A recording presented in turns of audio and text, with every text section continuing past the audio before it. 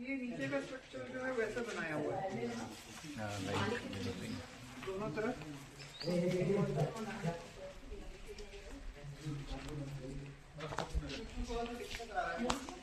जहाँ हम main road से इंटर किए तो यहाँ पे मान लीजिएगा 80-90 एकर्स का एक बेसिन है पूरा। वहाँ का सारा वाटर कलेक्ट होके नेचुरली इस एरिया से थ्रू होके नीचे के एरिया से बाईपास होके आगे के खेतों में जाया करता था जब ओरिजिनली आया था। उसके हिसाब से फिर हमने क्या किया कि ये यहाँ पे सेकंड पॉन्ड एक और प्लान किया। अब वाटर पे आ जा रहा हूँ। सेकंड पॉन्ड जो है बड़ा साइज का प्लान किया। इसी पे जो अर्थ मट्टी वगैरह जो निकला उसी को यूज़ करके रोड्स और एलिवेशन को करेक्शन में उसको यूज़ किए। अभी के लिए ये स्ट्रक्चर है कि इस एरिया का जो कैचमेंट है उसको ये रिसीव करता है। इसका जो स्पिल ओवर है वो बड़े तालाब में जा रहा है। ये लगभग 6.5 करोड़ लीटर का मेरा ख्याल है इसका कैपेसिटी है। 2 करोड़ 2 करोड़ का इसका कैपेसिटी है। तो ये वाटर का हो गया। अब इसमें सिस्टम इस हिसाब से डिजाइन किया हुआ है कि हम जब अंडरग्राउंड वाटर अगर हमको कम पड़ेगा इफ नीडेड तब फिर हम इसमें से पानी ड्रॉ करेंगे। और ये वाला पॉन्ड और ये दोनों आपस में कनेक्टेड है। जब इसका ड्रा डाउन लेवल आखिरी आने लगेगा या कम हो जाएगा तब फिर हम इसका पानी को इसमें भी लेकर इरिगेशन के लिए यूज़ कर सकते हैं। इरिगेशन में ये हम मान के चल रहे हैं कि आने वाले 5 से 10 साल में पानी का काफ़ी ज़्यादा चैलेंजिंग सिचुएशन डेवलप होने वाला है। तो उसको ध्यान में रखते हुए हमने क्या किया है कि हॉर्टिकल्चर के लिए हाई वैल्यू क्रॉप्स के लिए इस एरिया को डेडिकेट किया है। तो उसके हिसाब से इसमें सारे जो है 1 through 11 ये लगभग सारा ड्रिप इरिगेटेड सिस्टम में है। तो उसमें भी जो है 4, 5 और 6, 7 इसको हमने फ्यूचर स्ट्रक्चरल नीड्स के लिए अगर कोई होगा तो एक एज्यूम करके हमने एलोकेट करके रखा होता है। इसमें हमने अभी ड्रिप वगैरह कुछ नहीं किया है। उसके बाद जो इससे नीचे का जो था उसको फ्लड इरिगेशन के हिसाब से सीजनल फील्ड क्रॉप्स के लिए इसको सोचे थे इनिशियली। ये कोई एकदम हार्ड फैक्ट नहीं है, हमने ऐसा एज्यूम करके चले थे। इसको फील्ड क्रॉप्स के लिए रखे हुए थे। ये रेंज ये जो है लोवेस्ट पार्ट है, 4 फील्ड्स हैं, खेत के पूरे लोवेस्ट पार्ट हैं। तो इसको जो है पैडी और वाटर लॉगिंग में होने वाली फसलों के लिए इसको हम सोच के चले हैं। अच्छा, ये फील्ड क्रॉप का हो गया। और यहाँ से लेके पूरा जो है ईस्ट तक ये हमने फ्लड इरिगेशन के लिए सोचा था कि बाय चांस भविष्य में मान लीजिए पानी का शॉर्टेज ज़्यादा हो तो हम इस एरिया को फैलो छोड़ सकते हैं या चारागाह में कन्वर्ट कर सकते हैं। लेकिन ये वाला एरिया हमारा जो है मिनिमम रहेगा। तो इसमें हम लॉन्ग टर्म प्लांटेशन को सोच के अभी की स्थिति में चल रहे हैं।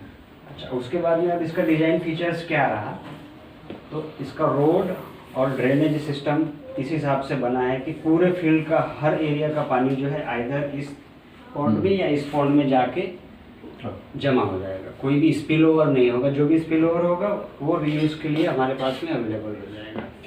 गौशाला भी जो है, गौशाला को भी हमने इस पॉन्ड के साथ में इनिशियली हम ये सोच के चले थे इस पॉन्ड के साथ में कनेक्ट किए हैं।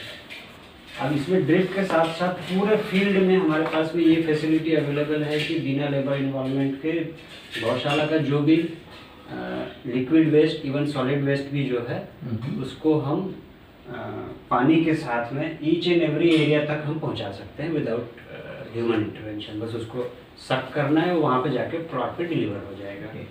और each and every plot, her plot independently accessible है। कोई भी प्लॉट को एक्सेस करने के लिए कोई भी दूसरा प्लॉट बाधा नहीं है। तो किसी भी प्लॉट में हम कोई भी टाइमिंग के साथ कोई भी क्रॉप प्लानिंग को इसमें राउंड द ईयर ले सकते हैं, subject to availability of water और सीजनल डिस्ट्रीब्यूशन। मेरे ख्याल से अच्छा, अब इसमें ये साइड रोड जो है आगे के खेत वालों के लिए साइड रोड हमने छोड़ा हुआ है यहाँ तक, यहाँ से हमारा एंट्री है।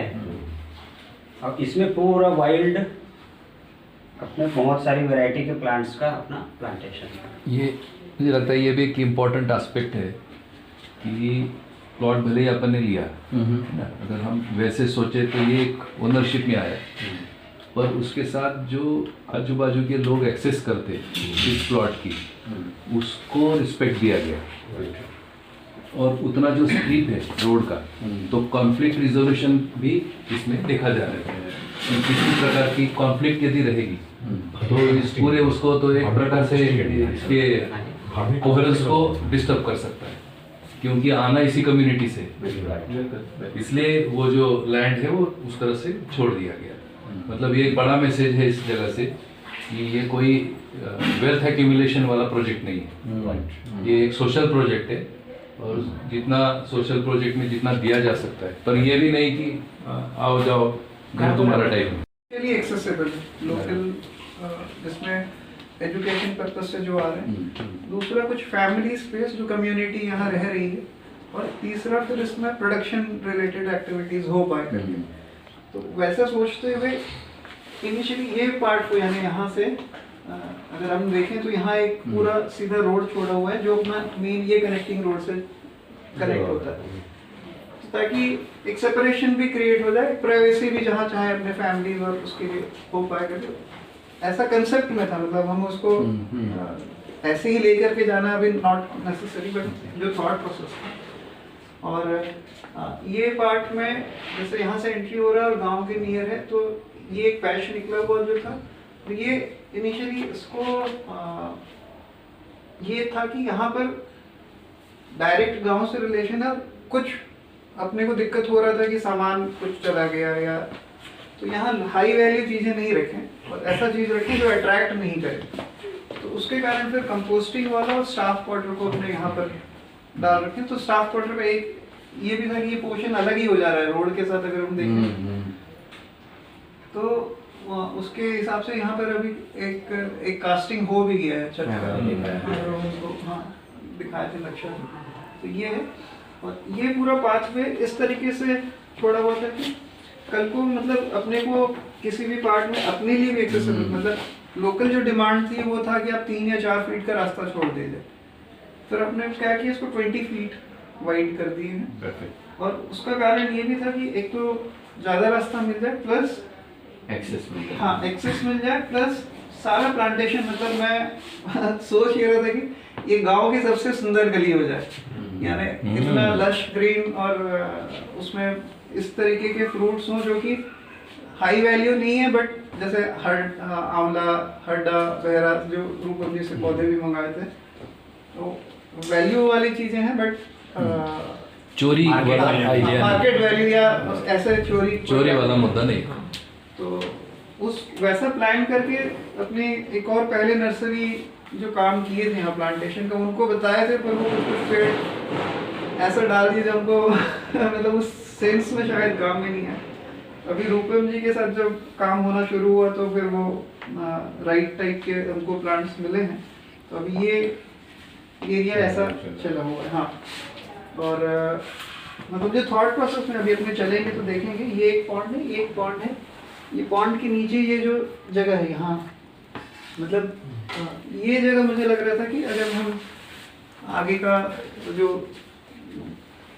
इको टूरिज्म या लर्निंग सेंटर टाइप का करते हैं, तो एक पॉन्ड के बगल वाला जैसा भी स्पेस रहेगा, थोड़ा सा अलूफ भी रहेगा, यानी यहाँ से डिस्टिंक्ट है, और एक अलग ही स्पेस जैसा भी हो सकता है, वो मतलब अंडर कंसिडरेशन ही है वो अपने को। जो अभी एंट्री कहाँ पे है? अभी जो हम लोग गेट से एंट्री की, गेट से एंट्री की ये पॉइंट अच्छा ये वाला, हाँ आज ये पॉन्ड को जाता है। हाँ, तो पहले ऐसा सोचे थे कि इसी के थ्रू जाएंगे, रास्ता ये मेन होकर के ये सामने से भी उल्टा हो गया, पर रूपम जी के साथ फिर बात भी बोले पॉन्ड को आप एकदम सिक्योर रखिए, आसपास से गाड़ी जाना नहीं चाहिए, तो फिर हम इसको यहाँ बंद करके ये वाले के रास्ता को करते हैं यहाँ, इसको जो है मतलब वॉकिंग पाथवे या लाइट व्हीकल्स का ही मूवमेंट हो, उस हिसाब से देख करके अपने एक राउंड अभी देख सकते हैं। मतलब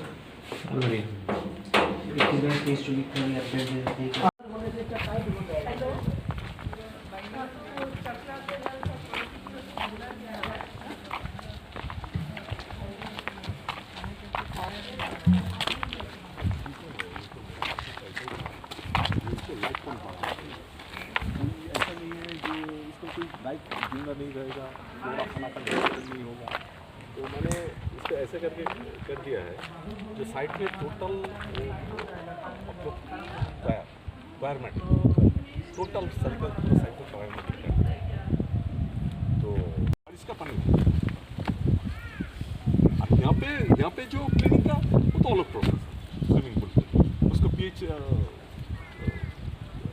ठीक ठाक रखना पड़ेगा, नहीं तो जलन आंखों में जलन शुरू हो जाएगा। क्लोरीन देंगे तो ये बेबी पूल है सर, ये 4 फुट पानी रहेगा, 3 से 3.5 से 4 फुट, उधर 5 फीट ज़्यादा से ज़्यादा।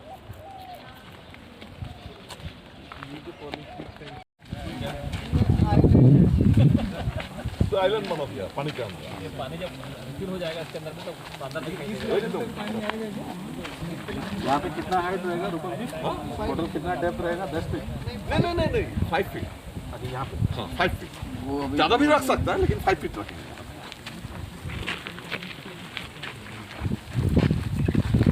ऊपर एक सीढ़ी का लगा देना। ये सर पूरा एक्चुअली अपने कुछ ये रिलेटेड वाटर फॉल्स बन जाएगा यहाँ पे। दोनों साइड रॉक गार्डन है।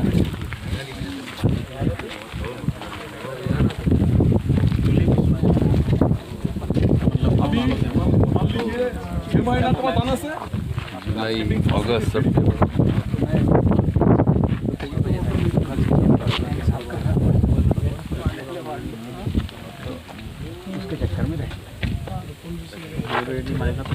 हाँ, फोटो में देखने से लगता है कि नॉर्मल बहुत मोटा ये बहुत गहरा है, 20 फीट से ज़्यादा है। अच्छा हाँ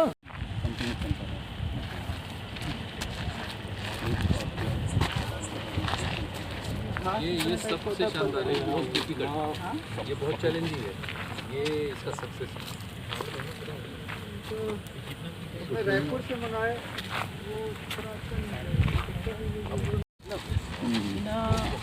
Such a manner that this has come in. This limit to be 1.4 billion. नहीं ये क्या है, यहाँ पे वो थोड़ा पानी का कम था, इधर उधर से गैस लेके यहाँ पे बैठा दिया था तो थोड़ा सा सूख गया है। आएगा ना, ये देखो आ जाए। ये बहुत शानदार काम है मेरे अनुसार। ना मैं थोड़ा सा सॉइल को पकड़ता हूँ, बट वहाँ पे फोकस है तो वो श्योर शॉट, जैसे इन अभी मेरे गोल्ड की बात करते हैं, श्योर शॉट जो है अभी प्रोडक्शन में भी और ट्रेंड्स में भी, मार्केट ट्रेंड्स में भी, वो फोकस करके that then sustains the other activities. So जो डर होता है कि अरे यार आज हाथ से निकल गया क्रॉप तो मेरा प्रोसेसिंग नहीं होगा, प्रोसेसिंग नहीं होगा तो सस्टेनेबल नहीं होगा या इकोनॉमिक ये हो जाएगा, वो कम रहेगा। जैसे कि डायरी की प्रोडक्ट में आज के रेट पे देखिए तो मिल्क प्रोडक्शन एक पार्ट है, लेकिन मिल्क प्रोडक्शन को सप्लाई मान के चलिए आप A2 मिल्क लेते हैं, बरगढ़ संबलपुर का जो मार्केट देखेंगे तो वो इतना नहीं है जितना मुंगेश्वर का मार्केट और बाकी जगह जितना मार्केट है। लेकिन आप A2 मिल्क प्रोडक्शन करते हैं तो प्रोडक्शन A2 मिल्क का चाहिदा नहीं है ज़्यादा, तो आपको क्या करना पड़ेगा, उसका बाय प्रोडक्ट बनाना है।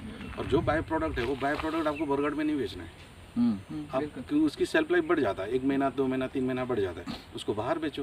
तो लाकी जो फोकस है हम ओनली A2 मिल्क की प्रोडक्शन करेंगे, तो उसकी बाय प्रोडक्ट बना लेते हैं ताकि वो मार्केट में बेच सकें। तो उसमें क्या होगा ना, अपना ऐसे भी 100 कैपेसिटी की काव है फॉर एग्जाम्पल अभी, तो उसकी जितना मिल्क है तो मान के चलिए 1000 लीटर की मिल्क प्रोडक्शन आया, तो ऐसे भी हम लोग क्या करें, लोकल फार्मर्स को भी एम्पावर कर सकते हैं कि बाबा तुम क्या करोगे, जैसे कि कोरापुट में साइड में जैसे कामधेनु गाय जैसे हैं, तो ऐसे आप लोकल फार्मर्स को एम्पावर कर सकते हैं, बाबा आप लोग हमारे से ही A2 काव लो, हमारी यही चारा लो, सारी चीज़, लेकिन मिल्क हमें ही दो, ताकि हम जो मिल्क का जो बाय प्रोडक्ट बनाए हम ही बनाएं, और उसकी जो लिमिटेड प्रोडक्ट है ना, वो लिमिटेड प्रोडक्ट मार्केट में बेच सकते हैं, तो वो लेवल का कर सकते हैं। आप ये जो पॉइंट बोल रहे हैं ना, मतलब आप टेबल के उस तरफ से बोल रहे हैं, मैं इसको टेबल के इस तरफ से भी कंफर्मिटी देता हूँ, क्योंकि मुझे पिछले 8 साल तो गौशाला चलाया, मैंने जो है ना अभी वहाँ पे पूरा अपग्रेड हो रहा है, अब मैं सरेंडर कर दिया, मेरे को माफ़ करो, मेरे को गाय के पीछे नहीं दौड़ना।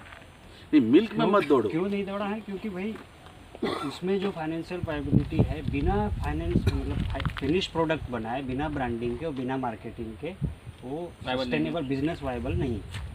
वो मैं मानता हूँ, लेकिन मान के चलिए जो है ना वो बोल रहे हैं ना, उसी डायरेक्शन में लेके जा रहे हैं आपको सेकंड कर रहे हैं वो। हाँ हाँ आपको सेकंड चलिए